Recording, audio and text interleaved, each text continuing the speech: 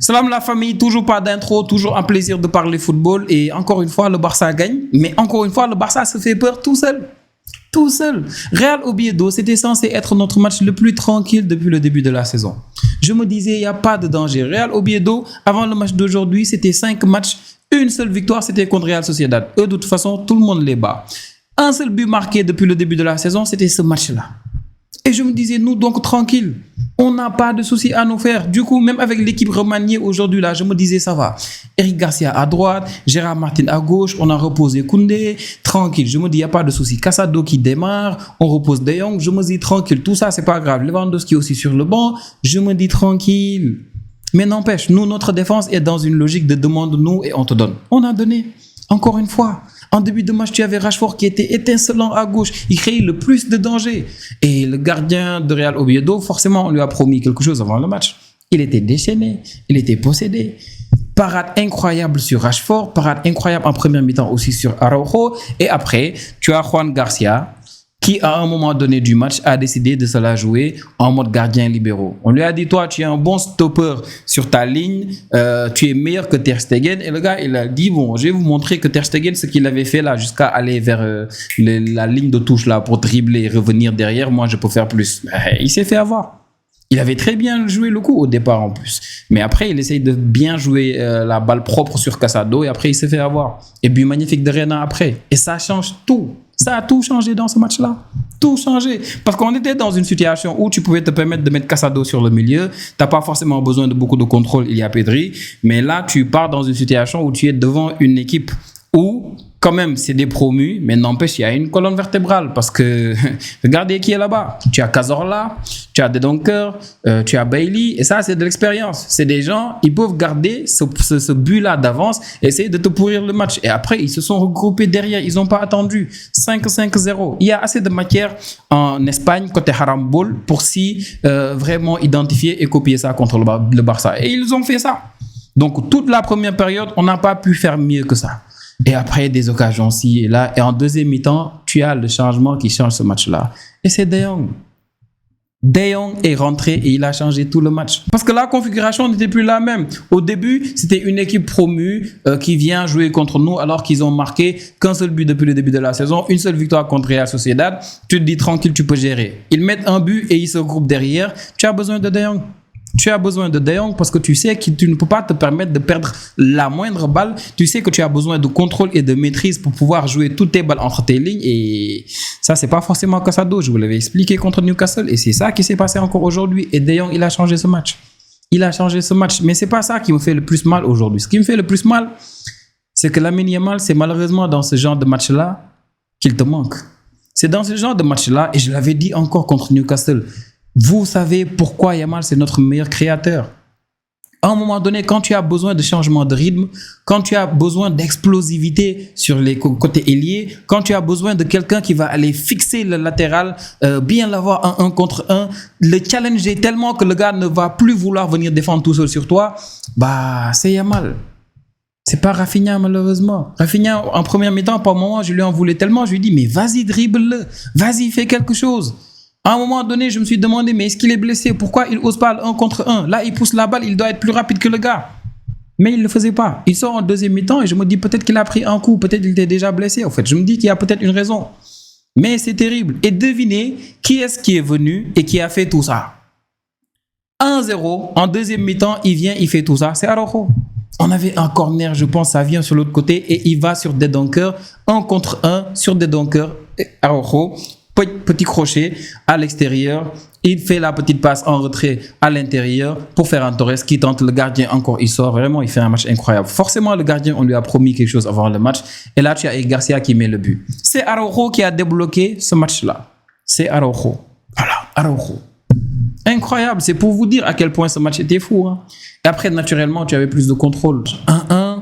Là, maintenant, ils ont besoin de buts, tranquille. Tu sais que Salomon Rondon, j'ai même oublié de parler de lui quand je parlais de la colonne vertébrale de cette équipe d'Oviedo. Donc, tu as Salomon Rondon maintenant qui se dit, OK, je vais essayer de faire un peu plus. Et là, bon, le Barça est à l'aise. La configuration change. Ils veulent garder le point du nul, mais c'est compliqué parce que ce qu'on a fait pour mettre le but, on peut le faire après pour faire plus. Et juste après, On fait plus, les gars. Lewandowski vient et naturellement, ce match change, les gars. Lewandowski, c'est grâce à ce match-là qu'il fait en sortant du banc, le même match qu'il avait fait en sortant du banc aussi contre Valence, qu'on comprend son importance, je vous l'ai dit.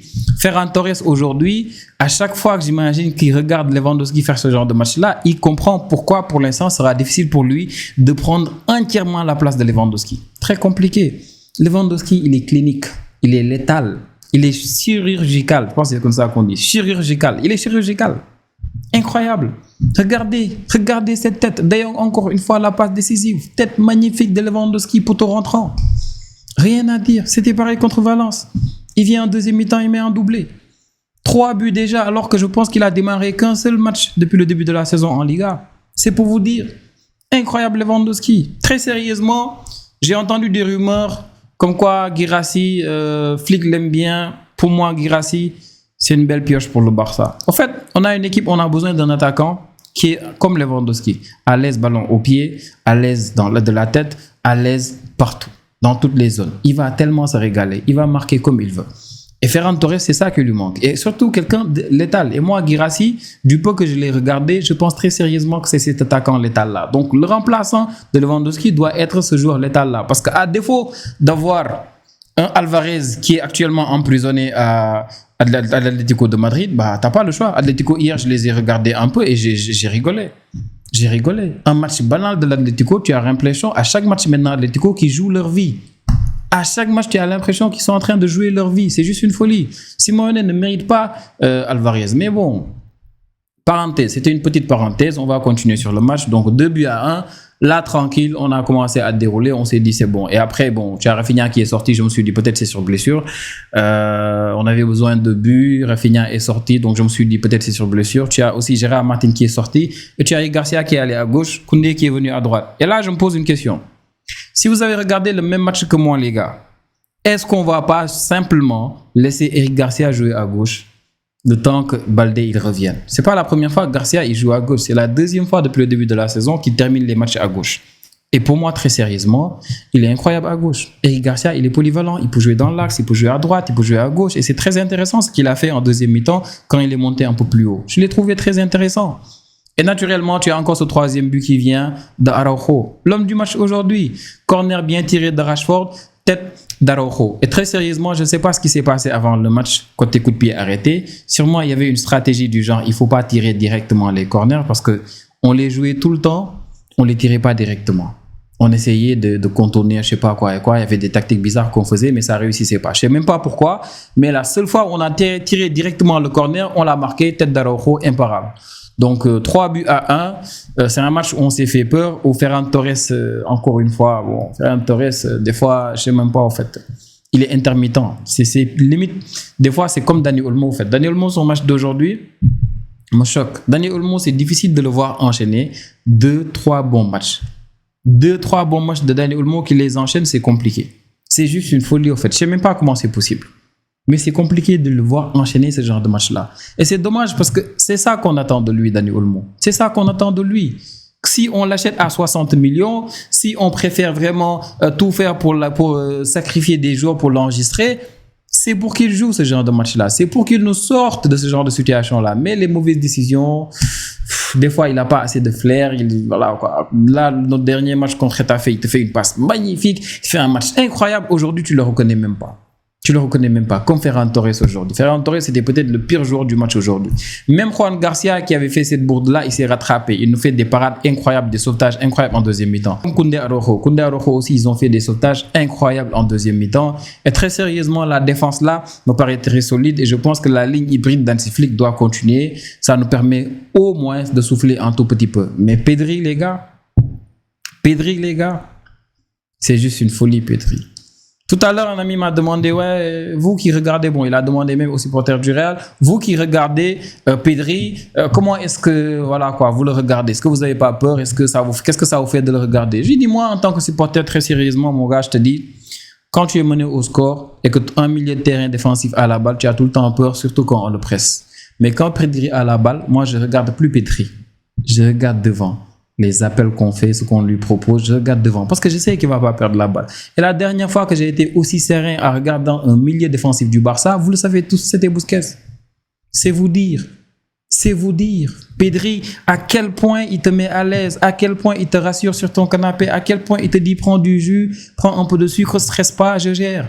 Et il a géré encore une fois. Match incroyable de Pedri. Dans les dernières minutes, vous le savez, vous l'avez vu contre Newcastle, ceux qui ne regardent pas beaucoup le Barça, c'est tout le temps comme ça. Depuis Barça-Inter, le match retour, parce que c'est de ce match-là qu'on a appris. Et depuis, à chaque fois qu'il reste que quelques minutes, Pedri, De Jong, c'est les gouttes. Donc aujourd'hui, on aurait aimé reposer De Jong tout le match, on aurait aimé reposer Koundé. On joue Sociedad ce week-end. Et après, on doit jouer le Paris en Ligue des Champions. Donc on aurait aimé reposer tous ces joueurs-là. Mais naturellement, tu as un gardien qui était déchaîné, qui était possédé. Rashford qui a été très intéressant avant le premier but. Après, il est allé à droite, je pense, quand Rafinha est sorti. Après, tu as Araujo qui te débloque ce match-là. C'est Araujo aujourd'hui qui fait un match de malade. Incroyable Araujo aujourd'hui. Bref, au moins, c'est les 3 points qui sont assurés. Un match nul qui fait toujours tâche contre Rayo Vallecano. Real, ils sont devant. Ils ont, je pense, 18 points. Nous, on en a 16, logiquement. Et 2 points, c'est pas grave. Parce que moi, en Real, quand ils ont 2 points de plus, jusqu'à 3, même 4, je me dis, c'est pas grave. Parce qu'ils me doivent des points. Même quand on joue pas encore, ils me doivent des points. Donc, ça va. Tranquille, ça passe. Donc, qui a été votre homme du match aujourd'hui, les gars? Pour moi, ça doit être évident que c'est Araujo. Maintenant, peut-être que vous pensez que Pedri le mérite chaque match. Eric Garcia a été incroyable aujourd'hui aussi. Vraiment, il était top. Gérard Martin, bon, qu'est-ce qu'on va lui reprocher? Parce que lui, il est là pour être intermittent, en fait. On va pas lui reprocher grand-chose. Il fait rien, Gérard Martin. Et c'est pas un problème. Parce qu'on s'attend pas grand-chose, en fait, de sa part. Mais, naturellement, tu aimerais avoir mieux. Et ce que j'ai vu d'Eric Garcia en deuxième mi-temps, c'est très intéressant. Donc, Gérard Garcia, il fait une grosse bourde aujourd'hui, mais on lui pardonne parce que on est le Barça. Moi, à 1-0, je me disais, bon, il faut qu'on prenne le deuxième but pour nous réveiller peut-être. Heureusement que De Jong est rentré, il a stabilisé le match là pour nous. Rashford qui a fait sa passe décisive. En fait, il est en confiance. Quand tu le vois là, c'est pas le même Rashford qu'on avait depuis le début de la saison. Le match contre Newcastle, pour moi, l'a vraiment réveillé un peu, l'a vraiment boosté. Et ça, c'est top, c'est bien de voir ça. Surtout qu'il est décisif, il le mérite parce qu'il faisait vraiment un super bon match.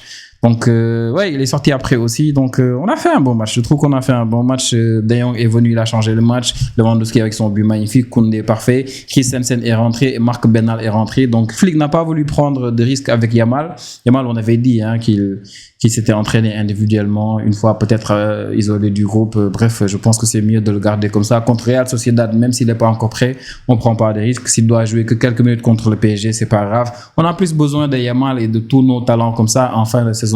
Comme ça, ce qui nous est arrivé la saison dernière, ça va pas nous arriver. On va avoir une belle fin de saison. Bref, c'est tout pour ce match, les amis. Dites-moi ce que vous avez pensé du match.